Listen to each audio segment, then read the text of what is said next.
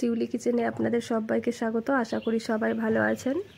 আজকে আমি বানিয়ে দেখাবো মটরশুঁটির ঘুগনি খুবই সাধারণভাবে, আর এই সাধারণভাবে রান্না করলেও খেতে খুবই অসাধারণ লাগে। ঘুগনি করার জন্য এখানে একটা প্রেসার কুকারে সর্ষের তেল দিয়ে দিচ্ছি। এরপর আগে থেকে ছাড়িয়ে রাখা মটরশুঁটি দিয়ে দিচ্ছি পেঁয়াজ, কাঁচা লঙ্কা চেরা, দিয়ে দিচ্ছি টমেটো কুচি, পরিমাণ মতো লবণ, সামান্য হলুদ, আর দিয়ে দিচ্ছি আদা রসুন জিরে ধনে বাটা। সামান্য জল দিয়ে নেড়ে চেড়ে 2টো সিটি উঠিয়ে নিব। রান্নাটা খুব সাধারণ হলেও সত্যি খেতে কিন্তু দুর্দান্ত হয়। আমি আজকে একদম খুব সহজ রেসিপি করে দেখাচ্ছি, যেটা খেতেও টেস্টি আর বানাতেও খুব সহজ। দেখুন আমার মটরশুঁটিটা সিদ্ধ হয়ে গেছে। এরপরে একটু নেড়ে চেড়ে জলটা শুকিয়ে নিচ্ছি।